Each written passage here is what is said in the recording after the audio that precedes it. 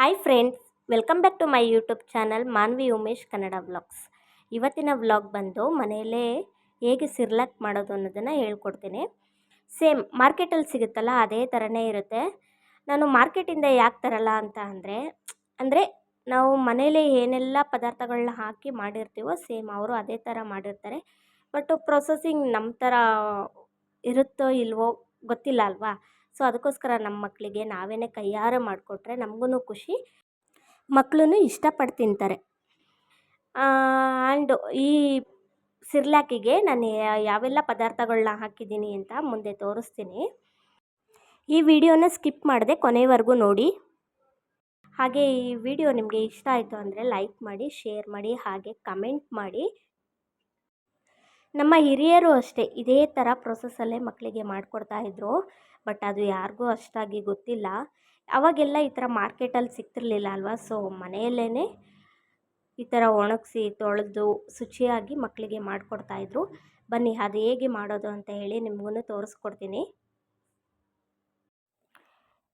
ಸ್ವಲ್ಪ ಅವಲಕ್ಕಿ, ಹಾಗೆ ಸ್ವಲ್ಪ ಗೋಡಂಬಿ, ಮತ್ತು ಇದು ಬಂದು ಮಕಾನ ಅಂದರೆ ಡ್ರೈ ಫ್ರೂಟ್ಸ್ ಅಂಗಡಿಲಿ ಕೇಳಿದ್ರೆ ಕೊಡ್ತಾರೆ. ಮತ್ತು ಸ್ವಲ್ಪ ಬಾದಾಮಿ, ಹಾಗೆ ಇದು ಮಿಕ್ಸ್ ಮಾಡಿ ಇಟ್ಕೊಂಡ್ಬಿಟ್ಟಿದೆ ಫಸ್ಟೇ. ಅಕ್ಕಿ, ಮೂಂಗ್ ದಾಲ್, ಹೆಸರು ಬೇಳೆ ಮತ್ತು ಉದ್ದಿನ ಬೇಳೆ ಇಷ್ಟು ಇದೆ. ಬನ್ನಿ ಇದನ್ನು ಹೇಗೆ ಮಾಡೋದು ಅಂತ ಹೇಳ್ಬಿಟ್ಟು ತೋರಿಸ್ತೀನಿ. ಎಷ್ಟೆಷ್ಟು ಮೆಜರ್ಮೆಂಟಲ್ಲಿ ತೊಗೊಂಡಿದ್ದೀನಿ ಅಂತ ಹೇಳಿ ಪೂರ್ತಿ ತೋರಿಸ್ತೀನಿ. ಎಲ್ಲೂ ಸ್ಕಿಪ್ ಮಾಡದೆ ವಿಡಿಯೋನ ನೋಡಿ. ಒಂದು ಚಿಕ್ಕ ಗ್ಲಾಸ್ ತಗೊಂಡು 1 ಕಪ್ಪು, 2 ಕಪ್ಪು, 3, 4 ಕಪ್ಪು, ಅದು ಚಿಕ್ಕ ಗ್ಲಾಸು ನೋಡ್ಕೊಳ್ಳಿ, ತೋರಿಸ್ತೀನಿ ಮತ್ತೆ. ಇಷ್ಟು ಚಿಕ್ಕ ಗ್ಲಾಸಲ್ಲಿ 4 ಕಪ್ಪು ಅಕ್ಕಿನ ತೊಗೊಂಡಿದ್ದೀನಿ. ನೆಕ್ಸ್ಟು ಮೂಂಗ್ ದಾಲ್ 1 ಸ್ಪೂನ್, 2 ಸ್ಪೂನು, 3, 4, 5 ಸ್ಪೂನ್ ಮೂಂಗ್ ದಾಲ್ ಹಾಕ್ಕೊಂಡಿದ್ದೀನಿ. ಅದರ ನೆಕ್ಸ್ಟು ಹೆಸರು ಬೇಳೆ 1 ಸ್ಪೂನ್, 2, 3, 4, 5 ಸ್ಪೂನ್ ಮೂಂಗ್ ದಾಲ್ ತೊಗೊಂಡಿದ್ದೀನಿ. ಇನ್ನು ಉದ್ದಿನ ಕಾಳು 1, 2, 3, 4, 4.5 ಉದ್ದಿನ ಕಾಳು ತೊಗೊಂಡಿದ್ದೀನಿ. ಮತ್ತು ಇನ್ನು ಬಾದಾಮಿನ ನಾವು ಒಂದೊಂದು ಕಪ್ಪಿಗೆ 5 ಥರ ಹಾಕ್ಕೊಂಡಿದ್ದೀನಿ. 1 ಕಪ್ ಅಕ್ಕಿಗೆ 5 ಬಾದಾಮಿ ಥರ ಹಾಕ್ಕೊಂಡಿದ್ದೀನಿ ನೋಡಿ. ಅದನ್ನೇ ಕೌಂಟ್ ಮಾಡಿ ಹಾಕ್ತಾಯಿದ್ದೆ. ವಿಡಿಯೋನ ಎಲ್ಲೂ ಸ್ಕಿಪ್ ಮಾಡಬೇಡಿ, ಯಾಕಂದರೆ ಎಷ್ಟೆಷ್ಟು ಹಾಕ್ಕೊಂಡಿದ್ದೀನಿ ಅಂತ ಕರೆಕ್ಟಾಗಿ ನೋಡ್ಕೊಳ್ಳಿ. ಯಾಕಂದರೆ ಇದು ದೊಡ್ಡ ಮಕ್ಳಿಗೆ ಮಾಡೋ ಅಂಥದ್ದಲ್ಲ. 6 ತಿಂಗಳಿಂದ 9, 1 ವರ್ಷದವರೆಗೂ ತಿನ್ನಿಸೋವಂಥ ಮಕ್ಕಳಿಗೆ. ಇಷ್ಟು ಹಾಕಿದ್ದಾದಮೇಲೆ ಅದನ್ನು ಚೆನ್ನಾಗಿ ವಾಶ್ ಮಾಡ್ಕೊಬೇಕು. 3 ರಿಂದ 4 ಸಲ ವಾಶ್ ಮಾಡಿ ಚೆನ್ನಾಗಿ ಉಜ್ಜಿ ತೊಳಿರಿ.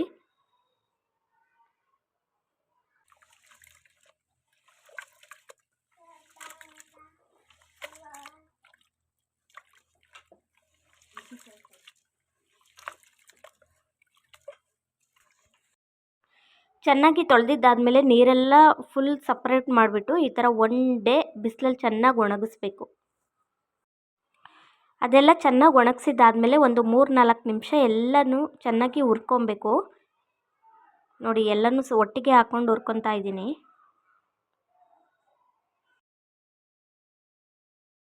ನೆಕ್ಸ್ಟು ಮಕಾನ ನಿಮ್ಗೆ ಏನಾದರೂ ಗೊತ್ತಿಲ್ಲ ಅಂದರೆ ಡ್ರೈ ಫ್ರೂಟ್ಸ್ ಅಂಗಡಿಲಿ ಹೋಗಿ ಕೇಳಿ ಕೊಡ್ತಾರೆ. ಅದು 100 ಗ್ರಾಮು 100 ರೂಪಾಯಿ ಏನೋ ಇತ್ತು ಅಷ್ಟೇ.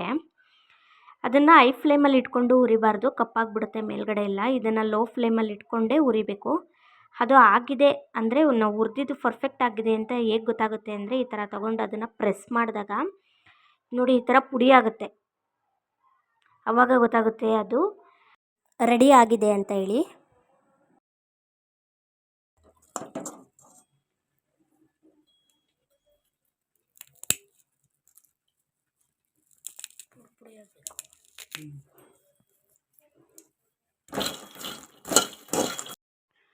ಅದಾದಮೇಲೆ ಗೋಡಂಬಿನೂ ಸಹ ಹುರ್ಕೊಬೇಕು. ಇದನ್ನು ಅಷ್ಟೇ ಹೈ ಫ್ಲೇಮಲ್ಲಿ ಇಟ್ಕೊಂಡು ಹುರಿಬಾರ್ದು. ಹೈ ಫ್ಲೇಮಲ್ಲಿ ಇಟ್ಕೊಂಡು ಹುರಿದ್ರೆ ಅದು ಮೇಲ್ಗಡೆ ಕಪ್ಪಾದಂಗೆ ಕಾಣಿಸುತ್ತೆ, ಬಟ್ ಒಳಗಡೆ ಅಷ್ಟು ಕ್ರಿಪ್ಸಿ ಆಗಿರಲ್ಲ. ಸೊ ಅದಕ್ಕೋಸ್ಕರನೇ ಲೋ ಫ್ಲೇಮಲ್ಲಿ ಇಟ್ಕೊಂಡು ಹುರ್ಕೊಳ್ಳಿ. ಅದಾದಮೇಲೆ ಸ್ವಲ್ಪ ಅವಲಕ್ಕಿನೂ ಅಷ್ಟೇ ಹುರ್ಕೊಬೇಕು. ಹುರಿಯೋದು ಅಂದರೆ ಏನು 10 ನಿಮಿಷ ಹುರಿಯೋದಲ್ಲ, ಒಂದು 2-3 ನಿಮಿಷ ಹುರ್ಕೊಬೇಕಷ್ಟೆ. ಅದಾದಮೇಲೆ ನಾವು ನೆಕ್ಸ್ಟ್ ಕಡಲೆನ ಹೇಳಿರಲಿಲ್ಲ, ಕಡಲೆನೂ ಸ್ವಲ್ಪ ಹಾಕ್ಕೊಬೇಕು. ಇನ್ನೊಂದು ಕಡಲೆನ ಚಿಕ್ಕ ಮಕ್ಕಳಿಗಲ್ವಾ, ಸೊ ಆದಷ್ಟು ಕಮ್ಮಿ ಹಾಕ್ಕೊಳ್ಳಿ. ನೋಡಿ, ಅಷ್ಟು ಕ್ವಾಂಟಿಟಿ ತೊಗೊಂಡಿರೋದಕ್ಕೆ ನಾವು ಇಷ್ಟೇ ಒಂದು 2 ಸ್ಪೂನ್ ಅಷ್ಟೇ ಕಡಲೆ ಹಾಕ್ಕೊಂಡಿದ್ದು. ಅದನ್ನು ಹುರ್ಕೊಂಡಿದ್ದಾದಮೇಲೆ ಅದನ್ನೆಲ್ಲ ಒಂದು ತಟ್ಟೆಗೆ ಹಾಕಿ ಚೆನ್ನಾಗಿ ಆರೋಕ್ಕೆ ಬಿಟ್ಬಿಡಿ. ಯಾಕಂದರೆ ಅದು ಬಿಸಿ ಇರಬೇಕಾದ್ರೇ ನಾವೇನಾದರೂ ಪೌಡ್ರ್ ಮಾಡ್ತು ಅಂತ ಅಂದರೆ ಫುಲ್ ಮೆತ್ತಗಾಗ್ಬಿಡುತ್ತೆ. ಸೊ ಅದಕ್ಕೋಸ್ಕರ ಈ ಥರ ಒಂದು ದೊಡ್ಡ ತಟ್ಟೆನ ತೊಗೊಂಡು ಅದು ಚೆನ್ನಾಗಿ ತಣ್ಣಗಾಗ್ಬಿಡ್ಬೇಕು. ಫುಲ್ ತಣ್ಣಗಾಗಬೇಕು. ನೋಡಿ ಎಷ್ಟು ಚೆನ್ನಾಗಿ ಕಾಣಿಸ್ತಾ ಇದೆ. ಎಲ್ಲ ಮಿಕ್ಸ್ ಆದಮೇಲೆ ಚೆನ್ನಾಗಿ ತಣ್ಣಗಾದ್ಮೇಲೆ ಅದನ್ನು ನೆಕ್ಸ್ಟ್ ಏನು ಮಾಡಬೇಕು ಅಂತ ಹೇಳಿ ತೋರಿಸ್ತೀನಿ.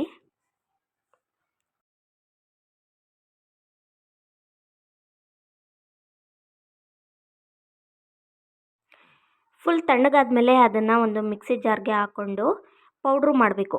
ಇದು ಮಾಮೂಲಿ ಸಿರ್ಲಾಕ್ ಅಂದರೆ ನೀವು ಅಂಗಡಿಯಿಂದ ತೊಗೊಂಬರ್ತೀರಲ್ವಾ, ಆ ಥರ ಪೌಡ್ರು ಮಾಡ್ಕೊಬೇಕು.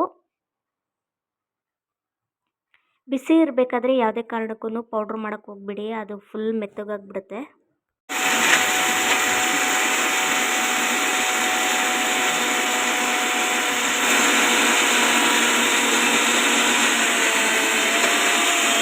ಒಂದ್ಸಲ ಚೆಕ್ ಮಾಡ್ಕೊಳ್ಳಿ ಅದು ಪೌಡ್ರ್ ಆಗಿದೆಯಾ ಇಲ್ವಾ ಅಂತ ಹೇಳ್ಬಿಟ್ಟು. ನನಗಿನ್ನೂ ಸ್ವಲ್ಪ ಪೌಡ್ರ್ ಆಗಬೇಕಿತ್ತು ಅನ್ನಿಸ್ತು, ಅದಕ್ಕೋಸ್ಕರ ಮತ್ತೆ ಗ್ರೈಂಡ್ ಮಾಡಿಕೊಂಡೆ.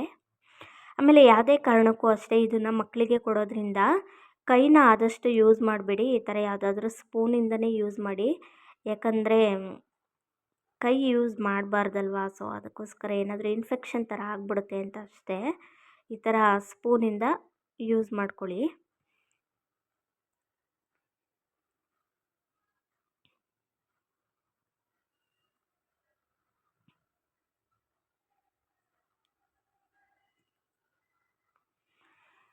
ಪೌಡ್ರು ಮಾಡಿದ್ದಾದಮೇಲೆ ಅದನ್ನು ಚೆನ್ನಾಗಿ ಜರಡಿ ಹಿಡಿಬೇಕು. ಯಾಕಂದರೆ ಅದು ಸಿರ್ಲಾಕ್ ಅಂತ ಅಂದರೆ ಮಕ್ಕಳಿಗೆ ತಿನ್ನಿಸೋದಲ್ವಾ, ಅದಕ್ಕೆ ಎಷ್ಟು ಸಣ್ಣ ಇರುತ್ತೋ ಅಷ್ಟು ಒಳ್ಳೇದಲ್ವ. ಸೊ ಅದಕ್ಕೋಸ್ಕರನೇ ಈ ಥರ ಜರಡಿ ಹಿಡಿತಾ ಇದ್ದೀವಿ. ನಾವು ಅಷ್ಟು ತಗೊಂಡಿದ್ದು ಕ್ವಾಂಟಿಟಿ ಒಂದು 20 ಡೇಸ್ ಆದರೂ ಬರುತ್ತೆ ಮಕ್ಕಳಿಗೆ. ಅಂದರೆ ನೀವು ತಿನ್ನಿಸೋದ್ರ ಮೇಲೆ ಡಿಪೆಂಡು. 1 ಟೈಮ್ ತಿನ್ನಿಸಿದ್ರೆ ಜಾಸ್ತಿ ದಿನ ಬರುತ್ತೆ. 2 ಟೈಮು 3 ಟೈಮ್ ತಿನ್ನಿಸ್ತೀನಿ ಅಂತ ಹೇಳಿದ್ರೆ ಬೇಗ ಖಾಲಿ ಆಗುತ್ತೆ ಅಷ್ಟೆ. ಆಮೇಲೆ ಇದು ಜರಡಿ ಹಿಡ್ದಾದ್ಮೇಲೂ ಅಷ್ಟೇ, ಇಲ್ಲಿ ಬರ್ತಾ ಇದೆಯಲ್ಲ ಮೇಲೆ, ಅದನ್ನು ನಾವು ವೇಸ್ಟ್ ಮಾಡಲ್ಲ. ಈ ಥರ ಸಪ್ರೇಟ್ ಇಟ್ಕೊಂಡು ಮತ್ತೆ ಅದನ್ನು ಗ್ರೈಂಡ್ ಮಾಡ್ತೀವಿ. ಅದು ಪೌಡ್ರು ಆದಮೇಲೆ ಮತ್ತೆ ಅದನ್ನು ಜರಡಿ ಇಟ್ಕೊಂಡು ಅದರಿಂದ ತೊಗೊತೀನಿ ಪೌಡ್ರು. ಯಾವುದನ್ನು ವೇಸ್ಟ್ ಆಗಲ್ಲ ಇಲ್ಲಿ. ಆದಷ್ಟು ಎಷ್ಟು ಸ್ಮೂತಾಗಿರಬೇಕು ಅಂತಂದರೆ, ನೀವು ಹೊರಗಡೆಯಿಂದ ತರ್ತೀರಲ್ವ ಸಿರ್ಲಾಕು, ಹಾರ್ಲಿಕ್ಸು, ಬೂಸ್ಟ್ ಈ ಥರ ಎಲ್ಲ, ಅದೇ ಥರನೇ ಸ್ಮೂತಾಗಿರಬೇಕು.